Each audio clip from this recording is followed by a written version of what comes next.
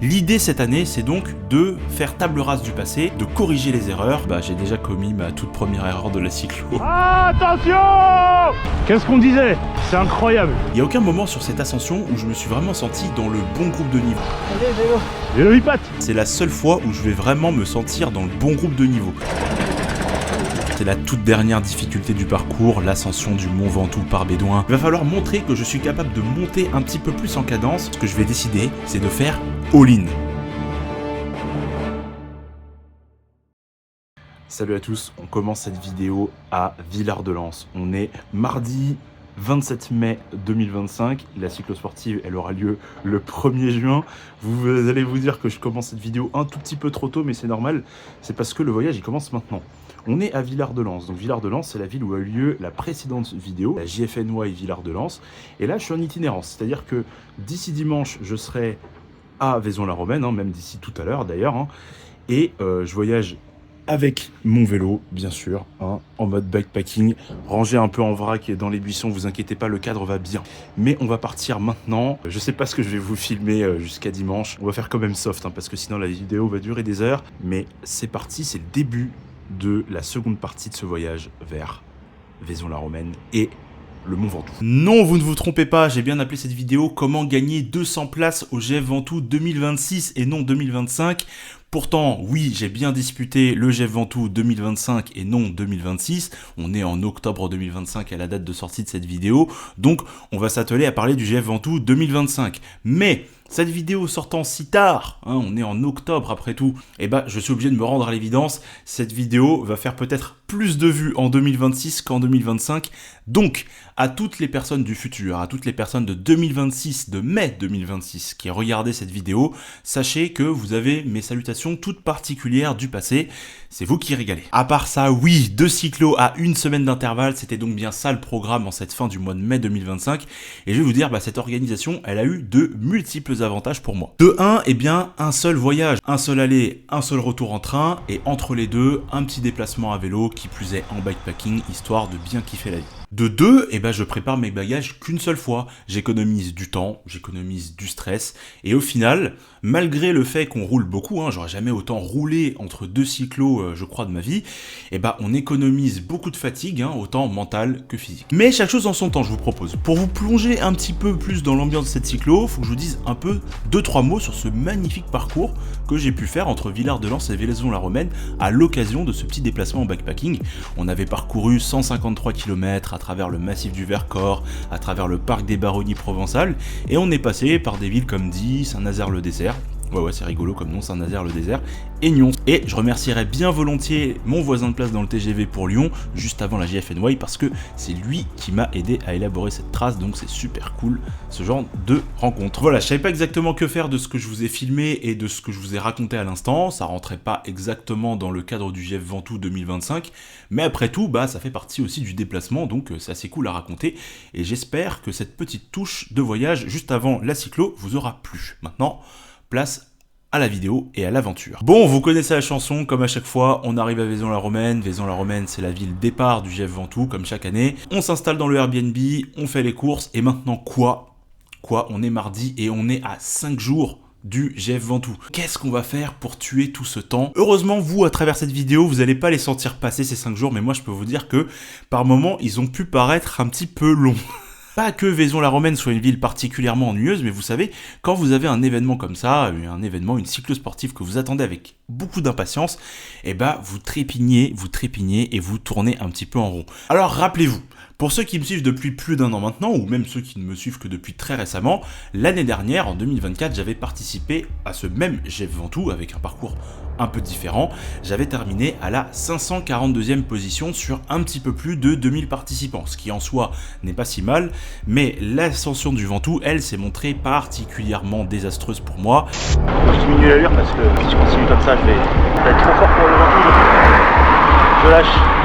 et c'est ce qui m'a fait perdre énormément de place. J'avais même appelé le titre de cette vidéo « Ne soyez pas trop sûr de vous », ne soyez pas trop sûr de vous parce que moi j'étais parti avec cette excitation, cette assurance de pouvoir finir quoi qu'il en coûte, de pouvoir mettre les watts qu'il faut pour faire l'ascension du GF Ventoux, alors qu'au final, ça s'est montré, comme je vous l'ai dit, particulièrement difficile pour moi. L'idée cette année, c'est donc de faire table rase du passé, de corriger les erreurs et de voir ce qu'on peut faire en étant au pic de sa forme et avec une bonne gestion de l'énergie. Alors voilà, 1 an sont passés et maintenant il est temps de prendre ma revanche sur le géant de Provence.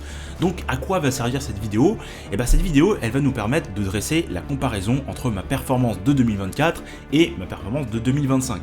Comme je vous l'ai dit dans le titre de la vidéo, il n'y a pas de suspense, évidemment ma performance de 2025 sera un peu meilleure que celle de 2024, mais l'intérêt de la vidéo n'est pas là, l'intérêt de la vidéo est de pointer les choses que je vais faire évoluer entre ma stratégie de 2024, où il n'y avait pas vraiment de stratégie en fait, et celle de 2025, où je vais essayer de rouler un petit peu plus avec ma tête en allouant les ressources énergétiques qui sont toujours les mêmes qu'en 2024, mais mieux.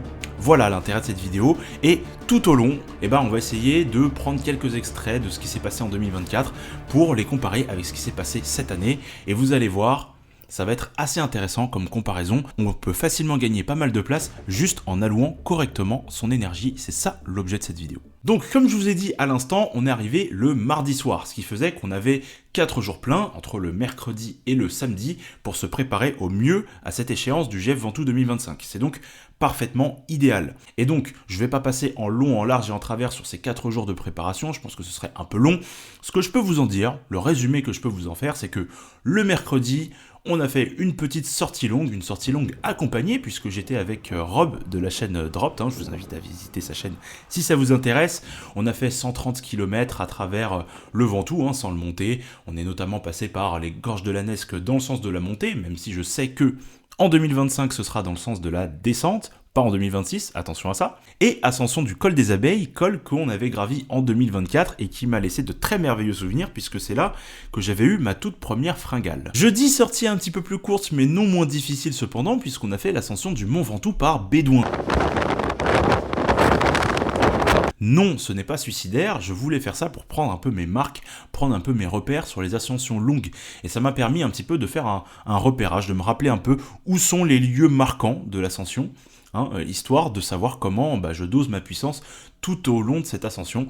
Donc ça a été très très bien. Je me suis aussi servi de cette ascension blanche du Mont Ventoux pour la montée à un bon rythme, un rythme tempo qui va me permettre de définir ma limite haute lors du GF Ventoux, les watts si vous voulez à ne pas dépasser. Vendredi, c'est la vraie récup, on roule pas longtemps, on évite tout le dénivelé possible et en plus de ça, on roule tranquille. Samedi enfin, c'était le déblocage, 45-50 km, on met un tout petit peu plus de rythme sur le déblocage et on en profite pour faire le repérage des premiers kilomètres histoire d'éviter de se faire piéger.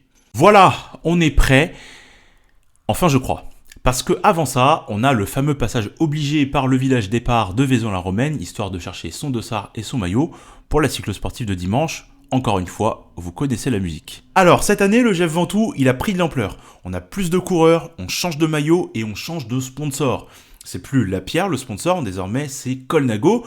Colnago qui a fait le choix de cette porte un peu... What's that, brother? Le village départ, c'est le lieu bien sûr, on vient chercher son pack de SAR, c'est une des fonctions premières du village, mais c'est pas la seule. C'est aussi le lieu qui rassemble tous les partenaires commerciaux de la cyclo, à commencer bien sûr, et je viens de vous en parler, par Colnago qui, outre la porte, a aussi vu les choses en grand, on va pas se mentir, côté matériel. On avait donc du V4 RS exposé à foison et pas des simples modèles d'expo, c'était les modèles des coureurs du AE, et bien sûr, parmi ça, on avait celui du fameux coureur slovène nommé Tadej Pogačar.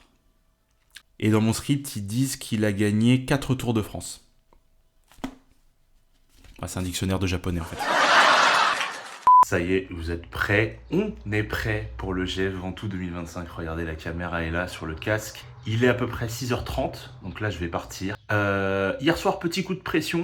Quand j'ai fait le check-up du vélo avant de me coucher, je me suis rendu compte que j'avais plus de pression au niveau du pneu arrière. Crevaison lente, donc du coup j'ai dû démonter la roue, retirer la chambre à air, la changer par une neuve. Et je me suis rendu compte, heureusement pour moi, que cette crevaison n'était pas due à une fracture au niveau du pneu, mais simplement une rustine que j'avais pas changée depuis des semaines. Les rustines ça tient, mais ça tient qu'un temps. Voilà, maintenant je pars avec 2 chambres à air non rustinées. Donc normalement ça devrait bien se passer. Je vais peut-être remettre un petit coup de pression une fois que je serai sur la ligne de départ, parce que j'ai pas de pompe à pied avec moi, hein, logique. Et après on sera prêt. Bon, j'ai cherché dans tout le village départ cette fameuse pompe à pied histoire de monter à plus que 4 bars, mais voilà, j'ai pas trouvé, hein, le village était entièrement mort, les seules traces de vie qu'il y avait à Vaison-la-Romaine ce matin-là, c'était au niveau de la ligne de départ. La ligne de départ, on y est justement, et on va profiter de l'attente pour parler un petit peu du parcours. Le GF Ventoux cette année, ce sera donc 135 km à parcourir et 3200 mètres de dénivelé annoncé. Petite précision de taille, le parcours du GF Ventoux 2025 n'a strictement rien à voir avec le parcours du GF Ventoux 2024, lequel étant semblable avec le parcours du futur GF Ventoux 2026. J'espère que tout est clair pour vous. Oui. Bref, le GF Ventoux 2025 dans son parcours, c'est 135 km, 3200 mètres de dénivelé, c'est 17 km de plus que celui de 2024, avec un dénivelé légèrement inférieur et surtout une répartition du dénivelé tout à fait différente. On va donc partir de Vaison-la-Romaine, ça change pas par rapport à l'année dernière, mais contrairement à l'année dernière, on partira pas vers le sud, vers Malocène, mais vers le nord, vers le parc régional des Baronnies, c'est absolument magnifique et vous allez voir ça dans quelques instants. Après le kilomètre 20, on va entamer une première phase montante dans ce GF Ventoux avec l'ascension du col de Fontaube, 4,6 km à 4,3% de moyenne. On redescendra ensuite très légèrement avant d'entamer une seconde phase montante avec le col de l'Homme Mort, tout ça représentant un profil de 12,3 km d'ascension à 4,5% de moyenne à partir de Montbrun-les-Bains. Après ça, on aura franchi la barre symbolique des 1000 mètres d'altitude, on va avoir un profil descendant sur près de 60 km. 60 km qui vont normalement nous permettre de nous refaire un petit peu, histoire de attaquer le Mont Ventoux le plus frais possible.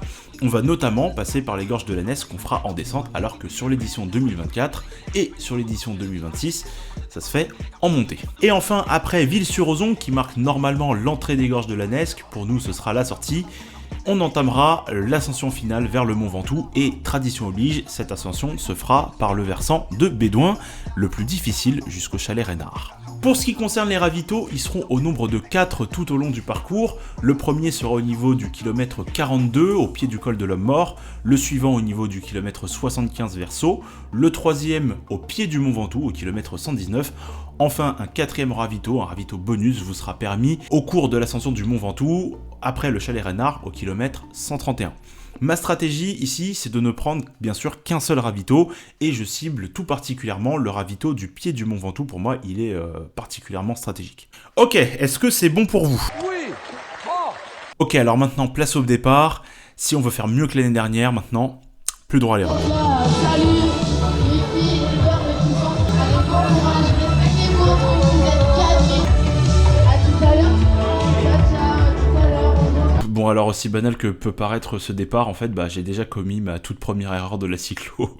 Comme je vous l'ai dit en début de cette vidéo, le GF Ventoux il gagne en popularité. Et pour faire face à cette popularité nouvelle, l'organisation elle a décidé de mettre en place des SAS, et cette année ils sont au nombre de 4 qui sont associés à des vitesses moyennes que vous espérez faire en fonction de ce que vous allez rentrer lors de votre inscription.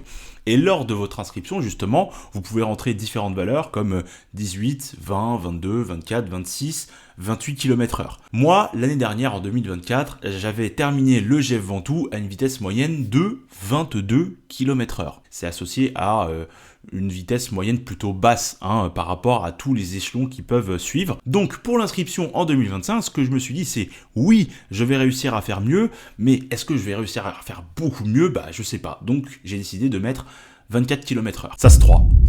Voilà, je serai SAS 3. J'aurais pu partir SAS 2 si j'avais rentré une valeur légèrement supérieure comme 26 km/h. Mais ce sera SAS 3. Et là, vraiment, là, c'est fidèle à moi-même parce que j'apprends ça la veille du départ. C'est-à-dire que j'arrive au village pour prendre mon dossard, je rencontre certaines personnes qui me connaissent par mes vidéos et je parle un petit peu de la cyclo. On me demande tout naturellement dans quel sas je vais me trouver et moi je dis mais quel sas en fait ? De quoi tu me parles? Et en fait, c'est là que je découvre qu'en fait, il y a des sas. Et que je suis pas forcément dans le meilleur sas pour faire le meilleur départ possible.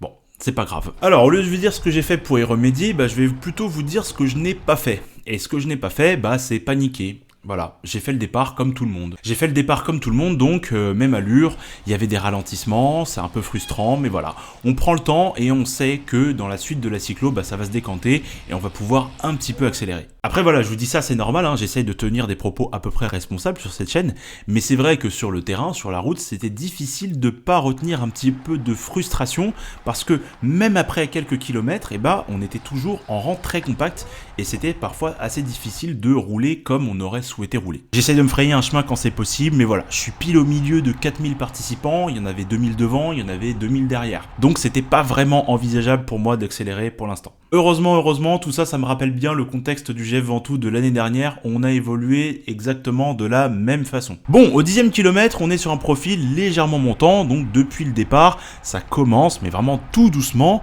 à se décanter. On va pas dire que j'ai pris un paquet de positions non plus, hein. Quand je vois les images, je me dis, il y avait peut-être un intermédiaire à trouver entre rester tranquille sur le départ et s'exciter pendant 1 heure pour ne plus avoir rien à la fin de la cyclo. Mais voilà, en même temps, bah, je respecte la stratégie, et la stratégie c'était la suivante, être le plus radin possible sur les efforts.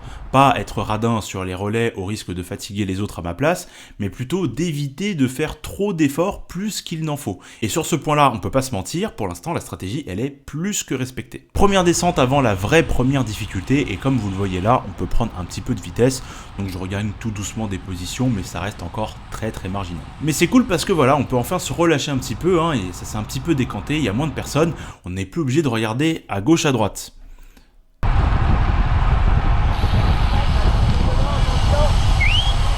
Attention!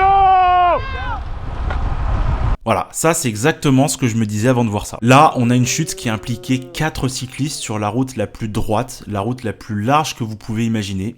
Un écart, un manque de prudence, voilà. 4 personnes à terre, mais nous, on doit continuer. Ah, tu craques pas dans le Ventoux aujourd'hui, hein? Ouais, non, changement de stratégie aujourd'hui. Aujourd'hui, on est tranquille pendant les 118 premiers kilomètres. J'ai vu ta vidéo, t'étais parti à bloc. À bloc, n'importe quoi. Là, tu Là, on vois. est bien, là. Ouais, exactement. Tu verras que dans le Ventoux, tu vas le monter, toi dans le nez. Oh, je sais pas. J'ai fait le repérage l'autre jour, c'est dur, hein. Ouais, mais tu le monteras pas comme la dernière fois. Non, pas comme un idiot. La puissance. Ouais, voilà, c'est ça. Qu'est-ce qu'on disait? C'est incroyable, c'est incroyable. C'est la première fois que je vois ça. En fait, là, j'allume ma caméra parce qu'à l'instant, il y a eu une deuxième chute. Encore une fois, je sais pas ce qui s'est passé, mais j'aimerais attirer votre attention sur les risques des premiers kilomètres en cyclo. Ils sont toujours très nerveux, donc attention à ça. En fait, sur ce type d'événement, vous êtes 4000. 4000 à savoir pour certains rouler en peloton, d'autres à ne pas le faire régulièrement. Donc personne se fait confiance, personne ne roule sur le rythme qui lui va. Tout ça, bah, ça crée des tensions et la manifestation la plus concrète de ce genre de choses, c'est les chutes. Du coup, est-ce qu'il y a une technique imparable qui permet d'éviter de tomber à tout moment en cyclo-sportive ? Non, désolé, il n'y en a pas. Je connais des personnes très expérimentées qui roulent en peloton très régulièrement et qui ont déjà fini au tapis. Et donc malheureusement, la seule chose que vous pouvez faire pour maximiser vos chances de rester debout sur une cyclo-sportive, sur un départ de cyclo-sportive, c'est d'être hyper vigilant, de jamais lâcher le regard de ce qui se passe devant vous. À Villard-de-Lans, je suis tombé aussi comme ça. Ah ouais? Un mec qui a enlevé ses manchettes. Ah merde. Bah, il a fait comme ça. Bah ouais. Il nous a fiché les 3 derrière. Ah ouais, mais les mecs ils se prennent pour des gens du Tour de France. Ils peuvent retirer leurs manchettes en roulant. Bah voilà, c'est ça. Bon, première difficulté de ce GF Ventoux 2025, l'ascension du col de Fontaube, 4,6 km à 4,3% de moyenne. Une ascension que je vais faire de façon très assumée en sous-régime, puisque je ne vais rouler qu'à 262 watts de puissance moyenne sur 13 minutes. Donc 262 watts, ça correspond à peu près à 3,5, 3,6 watts par kilo si je fais un rapide calcul dans ma tête. Tout ça sur seulement 13 minutes. Donc on reste, comme je vous l'ai dit, très chill. Ainsi, c'est en toute sérénité que je peux vous partager un petit peu les alentours, hein. On est sur les Baronnies provençales. Première fois que je mets les roues ici et c'est super joli. Kilomètre 35 à peu près, descente du col de Fontaube. On arrive à Montbrun-les-Bains après un petit faux plat descendant. Montbrun-les-Bains qui va marquer donc l'ascension de notre deuxième col de la journée. Encore une fois, c'est vraiment très très beau, hein. On sent que le parcours cette année, il a été vraiment cherché pour mettre en valeur des coins un petit peu moins en vue quand on se rend dans la région du Ventoux. Donc bravo aux organisateurs, hein, pour ce super parcours. Vraiment là, ça m'a permis de me rendre compte que le Ventoux, il se découvre à 360 degrés, c'est pas uniquement Malocène et Sceaux. Retour à nos montées, puisque là on est confronté à une nouvelle difficulté en la présence des cols de Macuaigne et de l'Homme Mort. Bon, le nom col de l'Homme Mort, ça peut résonner comme quelque chose de sinistre, mais le col de l'Homme Mort, ça n'a rien de sinistre du tout. Certes, on est sur une phase ascendante de 12,5 km, comme je vous le disais précédemment, et même 13,5 en comptant la segmentation Strava, mais il n'y a rien de bien difficile là-dedans. On est sur un profil ascendant à 4,6% de moyenne, donc c'est tout à fait acceptable. C'est pile poil dans ce que j'aime parce que à ce stade, je me sens pas encore trop pénalisé par rapport aux grimpeurs. Et là, c'est un petit peu pareil que ce que je vous disais tout à l'heure par rapport au col de Fontaube. Les montées de Macuaigne et de l'Homme Mort, je vais les grimper à une allure relativement en deçà de ce que je serais capable de produire si je les montais sérieusement.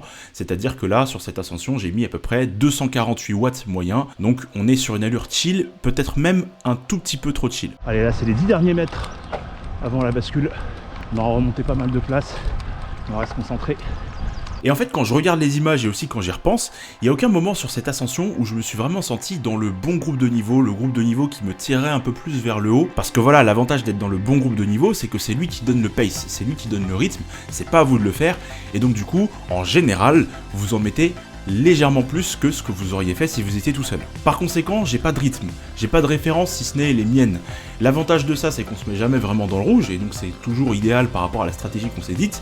L'inconvénient, c'est que, je pense, on peut toujours en mettre un tout petit peu plus que ce qu'on met quand on est tout seul. Allez, vélo. Vélo Vipat. Ça va? Oui, je suis Mickaël, si tu veux. Je vois Vincent des fois. Ah. Quand je ralentis un peu. Ah ouais, d'accord, ouais. Merci. Surtout rouler à son rythme, Ouais. plus important. T'es meilleur que moi. Non. La dernière, je suis arrivé avant toi parce que je suis parti moins vite. Ah. Et vas-y, allez, go. Merci. Bonne course. Merci, toi aussi. Avec la fin de l'ascension du col de l'Homme Mort, on est maintenant à 1200 mètres d'altitude et désormais on entre dans la partie la plus facile de cette cyclosportive. Et vraiment, je pèse mes mots quand je vous dis ça, c'est la partie la plus facile de cette cyclosportive. On a maintenant 60 km de profil descendant jusqu'à Ville-sur-Ozon. L'objectif pour moi maintenant, c'est de 1. M'alimenter, récupérer de l'ascension du col de l'Homme Mort, et de 2, ne surtout pas m'endormir. Par m'endormir, j'entends oublier qu'on est dans une cyclosportive. Donc du coup, pour ne pas oublier qu'on est dans une cyclosportive, on maintient sa cadence de pédalage même dans les descentes, et surtout, on n'oublie pas de prendre des relais. C'est important de prendre des relais, pas seulement pour faire avancer le groupe, mais pour garder un petit peu les muscles chauds avant d'affronter les pourcentages du col du Mont Ventoux tout à l'heure. Alors ici, vous voyez le ravito du kilomètre 73. Pour moi, ce ravito-là, c'est pas le plus malin à faire. Attention, je parle uniquement pour moi, mais pourquoi pour moi c'est pas le plus malin à faire? Parce que ici, vous êtes sur une cyclosportive d'une longueur de 135 km et vous êtes donc au kilomètre 73, c'est-à-dire à peu près la moitié de la cyclosportive. Donc on pourrait se dire qu'il est bien placé. Le problème, c'est que ici, vous êtes peut-être à la moitié des kilomètres, mais vous n'êtes pas à la moitié des difficultés rencontrées. Donc pour moi, ce ravito-là, il faut plutôt l'envisager au niveau du kilomètre 119, et ça tombe bien, je suis encore pas mal en termes de remplissage de mes gourdes, donc je continue sur le plan. On s'arrêtera au ravito du kilomètre 119 pour éviter de faire deux ravitos. Un peu plus loin, on poursuit notre descente vers la Nesque. À l'instant, on vient de franchir le point de séparation entre le grand parcours et le plus petit parcours qui fait à peu près 80 km si mes souvenirs sont bons. Le plus petit parcours faisant l'ascension du Mont Ventoux par saut, qui est légèrement plus facile par rapport à celle de Bédouin. Au niveau des effectifs en présence, on est ici sur un groupe beaucoup plus grand, vous avez vu, et d'autant que je me souvienne, c'est la seule fois où je vais vraiment me sentir dans le bon groupe de niveau. Et le truc sur cette cyclosportive là, c'est que ça va jamais vraiment durer. Ce qu'on peut mettre à notre crédit toutefois par rapport à ça, c'est que ce groupe de niveau, il est arrivé au bon moment. Au moment où on est sur des profils légèrement descendants, des profils légèrement plats, donc des profils où le vent joue un petit peu plus sur notre défaveur, on va dire. Là, c'est idéal. En plus, ça relaye bien. Bien sûr, tout le monde ne relaye pas de façon égale, mais l'important, c'est que ça relaye quand même un petit peu. Un peu plus loin, c'est les fameuses gorges de la Nesque qu'on prend ici en descente. C'est la 3e fois que je vous filme les gorges de la Nesque sur cette chaîne. Et je dois vous avouer qu'à chaque fois que je les traverse, c'est toujours la même sensation. C'est super beau. Donc vous savez quoi? Maintenant c'est la récréation. Je vous laisse en profiter. A tout de suite.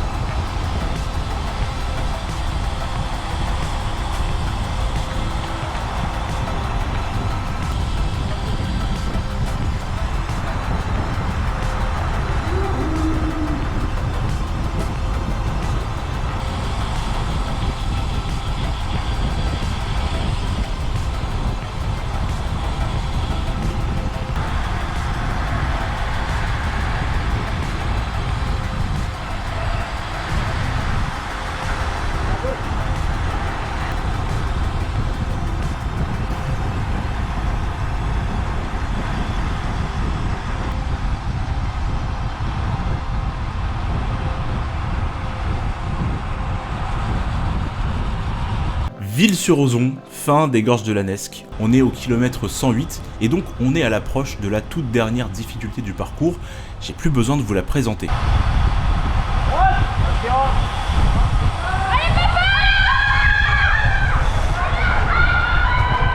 Je décide donc de faire arrêt à l'avant-dernier ravito du kilomètre 119 en pur respect du plan qu'on s'était imposé au tout début de la cyclo.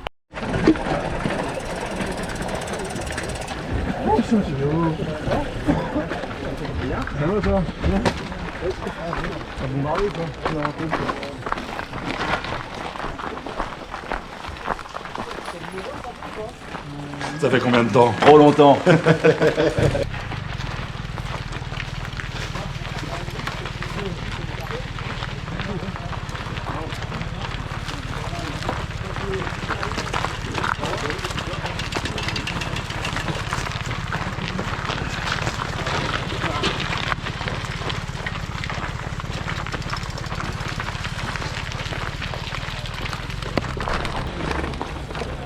Et comme je dis toujours, quand c'est long, c'est trop long. Je connais, t'as une chaîne YouTube. Et ouais. Ouais, bien joué. Ah, merci. J'ai vu ta vidéo, c'est ta vidéo qui m'a donné envie de la faire cette année. Ah, génial. Allez, Ça se passe bien pour toi? C'est bon? Ah, super. Allez, courage.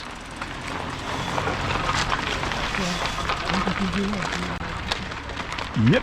Alors non, hein, j'ai pas du tout oublié de cut cet extrait au montage, hein, je vous rassure. J'ai voulu vous garder cette séquence pour vous montrer un truc. C'est que les ravitaux, ça peut te paraître interminable. Et encore, je vous ai pas montré la pause technique, heureusement. Je vous ai pas non plus montré le moment où je changeais les batteries de ma caméra. Voilà, ce ravito, il m'aura coûté 5 longues minutes. 5 minutes, c'est long en cyclosportive, mais ici, je me permets de dire que ce sont 5 minutes bien investies. Et on le voit, hein, ce ravito du kilomètre 119, pour moi, il marque la moitié des difficultés de la cyclosportive. Et voilà, on s'y trompe pas, hein, il était très fréquenté. Sans plus attendre maintenant, c'est la toute dernière difficulté du parcours, l'ascension du Mont Ventoux par Bédouin. 15,6 km à 8,6% de moyenne pour 1350 mètres de dénivelé positif. Là maintenant, ici, il n'est plus question de groupe de niveau, on entre dans une autre épreuve, une épreuve où on entre en lutte contre soi-même. Et maintenant qu'on entre sur cette ascension du Mont Ventoux, j'ai quelques chiffres très intéressants à vous partager sur l'édition de l'année dernière. Donc, état d'esprit serein en arrivant au pied du Ventoux, hein. Pourtant il y a des signes qui trompent pas, hein. Et regardez bien le cycliste devant moi, et ben c'est celui qui était juste à côté de moi sur le plan précédent.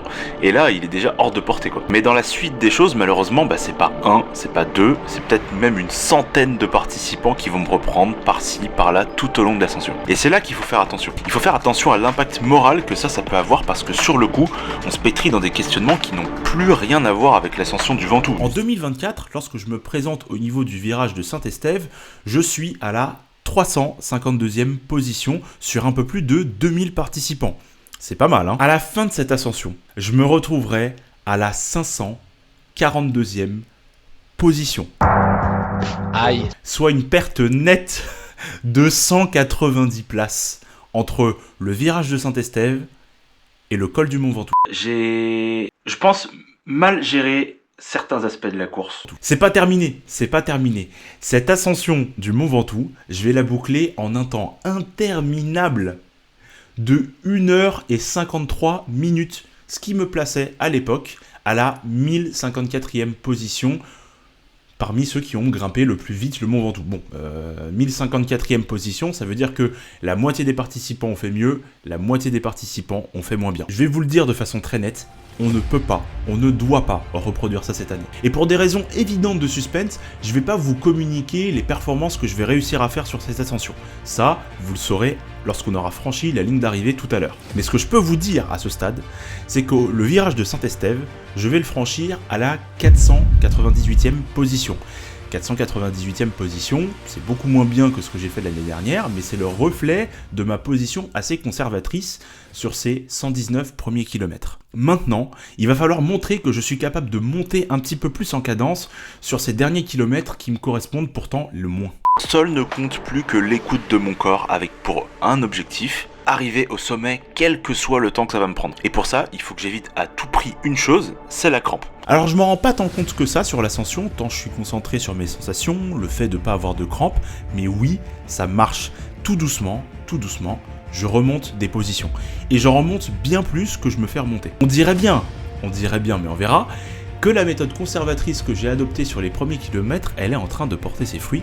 J'ai plus d'énergie que la moyenne des gens que je dépasse. Vous l'entendiez au son de ma voix, ce Ventoux était particulièrement difficile, mais voilà, il fallait tenir et on l'a fait. Et nous voilà donc au troisième et dernier ravito à 6 km de l'arrivée et surtout à 400 mètres en contrebas du sommet. On en profite donc pour remplir les bidons, on mange un peu et on repart rapidement. Sur ces images, on a passé le chalet Reynard et on a également passé le tout dernier ravito possible sans s'y arrêter. Il nous reste désormais 6 km avant d'arriver au terme de cette cyclosportive. Sur ces 6 derniers kilomètres donc, la route elle s'aplanit un petit peu.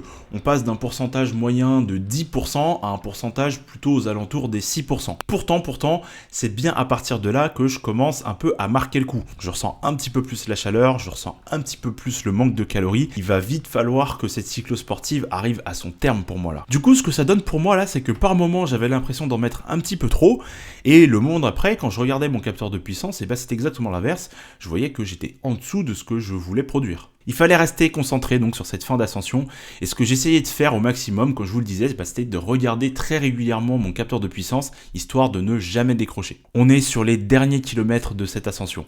Je sais pertinemment que je vais faire un meilleur résultat que l'année dernière. Tout ce qui me reste à faire, c'est de mettre tout ce que je peux en évitant bien sûr la crampe. Et à force d'effort, cette récompense, elle va commencer à se présenter à nous. On distingue maintenant au loin la station météo qui marque le sommet du Mont Ventoux.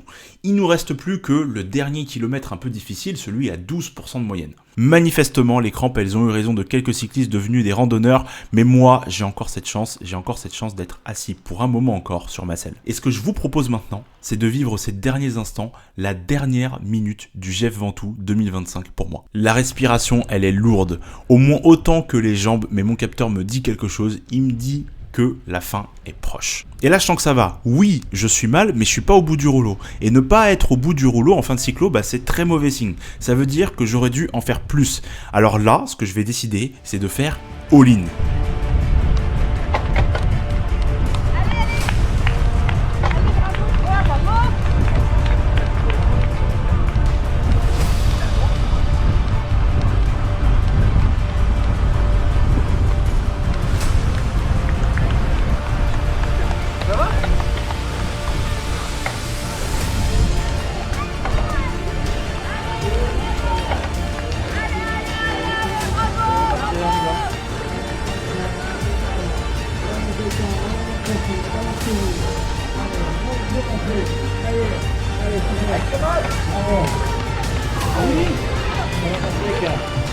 Allez, au top, hein. Ça y est, vous l'avez fait, hein. Allez, tranquille.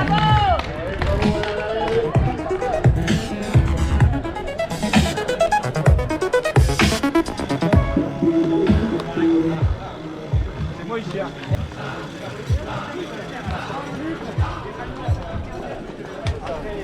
J'étais pas bien, j'avais le cœur qui tapait dans les... Ouais. À quel moment? Là, à 2 km là. Ah ouais. J'ai eu des frissons là où un ça peu. commence. Oh mon dieu. C'est un truc de dingue. Tu l'avais déjà fait? Ouais. L'année dernière, mais je m'étais vautré au ventre. J'avais craqué complet. Là, t'es content de la gestion? Ah ouais. Tellement. Je suis venu à bout de ce GF Ventoux 2025 après 5 heures, 18 minutes et 54 secondes d'effort et après une ascension du Mont Ventoux conduite à une moyenne de puissance de 240 watts. Soit, tenez-vous bien fermement à votre chaise, 50 watts de plus que ce que j'avais produit l'an dernier en 2024 dans les mêmes conditions. Alors cet exploit, qui n'est d'ailleurs pas un exploit, je le dois pas à ma progression depuis un an, je le dois simplement à une meilleure allocation de mon énergie tout au long de la cyclosportive. Pour faire grossièrement, en 2024, j'avais tout mis sur le départ de la cyclosportive et au pied du Ventoux, j'avais plus rien. Ici, j'ai adopté cette fameuse stratégie conservatrice des débuts et j'ai terminé avec tout ce qui me restait d'énergie sur la fin. Bon, on va parler résultats maintenant parce que je sais que c'est ça que vous attendiez depuis le début de cette vidéo. D'abord, il faut noter quelque chose, c'est que ce GF Mont Ventoux 2025, je l'ai parcouru quasiment dans le même temps que celui de l'année dernière. C'est-à-dire 5h18, c'est 2 minutes de moins, mais c'est 17 km de plus avec un dénivelé à peu près comparables. Mais voilà, comme les parcours ne sont pas exactement les mêmes, je pense qu'on ne peut pas tirer grand chose de ces données-là. Donc ce que je vous propose, c'est de passer directement à la donnée la plus comparable, l'ascension du Mont Ventoux. L'année dernière, comme je vous le disais un peu plus tôt, l'ascension du Mont Ventoux, je l'avais complétée en 1h 53 minutes et 14 secondes. Et cette année, j'accomplis l'ascension du Mont Ventoux entre le virage Saint-Estève et le sommet en 1h 28 minutes et 9 secondes. 50 watts de plus, 25 minutes de gagné. Mais c'est pas tout. Rappelez-vous, on avait parlé tout à l'heure du classement. J'étais arrivé au virage de Saint-Estève à la 498e position, c'est-à-dire moins bien qu'en 2024. À la fin de cette ascension, je finirai la course à la 375e position, soit 123 places de gagné par rapport au pied du col au niveau de Saint-Estève. Et ouais, voilà, j'ai réussi à trouver le hack de cette cyclosportive qui consiste à garder le maximum d'énergie pour la dernière ascension parce que c'est le Mont Ventoux qui donne le maître mot de cette cyclosportive. Mais c'est toujours pas fini, il reste encore une donnée que je dois encore vous communiquer, c'est quel rang je vais faire sur cette dernière montée, la montée sèche du Mont Ventoux. C'est permis par la cyclo, alors autant exploiter les données au maximum. En 2024, comme je vous le disais tout à l'heure, j'avais achevé la montée du Mont Ventoux à la 1054e position, ce qui me mettait dans la zone average pour tous ceux ayant fait le grand parcours. On est en 2025 et j'ai achevé cette montée à la 272e position sur 2300 participants. Quand j'ai vu ce classement, j'ai été assez surpris, je dois vous dire. 272e, 77 kg, et vraiment, on s'en tire super bien. Mais ce que je vous propose, c'est qu'on retourne dans l'analyse de ces chiffres, parce qu'on a deux conclusions à en tirer, une plutôt positive, et une un tout petit peu plus froide, mais qui nous aidera à progresser par la suite. La positive d'abord, c'est que sur les 374 personnes qui sont arrivées avant moi, il y en a au minimum 102 qui ont fait cette ascension en un temps plus long que le mien, c'est-à-dire plus que 1h28 et 9 secondes. C'est arithmétique. Cependant, on peut pas du tout dire que les 271 personnes ayant fait la montée plus vite que moi ont forcément franchi la ligne d'arrivée avant moi. C'est même pas du tout le cas. Est-ce que vous avez compris la gymnastique mentale derrière tout ça? En fait, ce que je veux dire par là, c'est que sur les 271 personnes qui sont... Et maintenant la lecture froide de tout ça, c'est que, il est possible, encore une fois, on ne le saura jamais, mais il est possible que si j'étais parti dans le bon sas, si j'étais parti avec le bon groupe de niveau, j'aurais peut-être pu faire le GF Mont Ventoux en un temps meilleur que celui que je vous restitue aujourd'hui. Parce que j'aurais été capable à la fois de maîtriser ma dépense énergétique sur les premiers kilomètres et d'en donner suffisamment sur les derniers kilomètres. Bien sûr, ça, on ne le saura jamais. Et il y a des parties d'incertitude, comme par exemple, est-ce qu'en allant plus vite, j'aurais forcément eu la même énergie au pied du Mont Ventoux, au niveau du virage de Saint-Estève, pour finir avec le même niveau d'énergie? Mais arrêtons ça. Pas la peine de se torturer l'esprit. On termine donc 375e sur 2240 participants. C'est juste exceptionnel et ça nous place parmi ces 12,5% de cyclistes qui ont terminé les premiers ce GF Ventoux 2025 et ça, c'est assez extraordinaire. C'est un résultat qui est super encourageant parce que c'est pas forcément en étant le plus fort qu'on fait les meilleures places, c'est aussi en allouant une part importante à la tête et à comment on roule. Sur ce, voilà, quand même, merci à l'organisation des GF Series pour cette superbe cyclosportive qu'est le GF Mont Ventoux. Certes, le prix de Dessart peut être un petit peu cher, surtout quand on s'y prend pas à l'avance comme moi, mais cette cyclosportive, elle en vaut très largement le coup pour 2 participations au moins. Si vous avez envie de vous plonger un petit peu plus dans les détails chiffrés de cette cyclosportive, n'hésitez pas à consulter le détail de cette activité sur mon profil Strava. Vous aurez aussi accès à celui qui date de l'année dernière en 2024. Vous pouvez vous y abonner et si ça vous intéresse, sachez que vous pouvez également me suivre sur Instagram puisque je poste de temps en temps quelques-unes de mes sorties avec mes compagnons bien adorés. Et si vous avez envie de converser un petit peu avec moi, les cadeaux sont ouverts, mais attention, sachez que je peux mettre jusqu'à 10 jours pour répondre si c'est pas parfois plus. Quelle indignité. Sur ce, cette vidéo, elle touche à sa fin. Merci de l'avoir regardée jusqu'au bout. N'hésitez pas à vous abonner pour ne rien manquer de mes prochaines aventures, et elles sont nombreuses. Donc, moi, tout ce qui me reste à vous dire, c'est à très vite pour de prochaines aventures, et... Au revoir.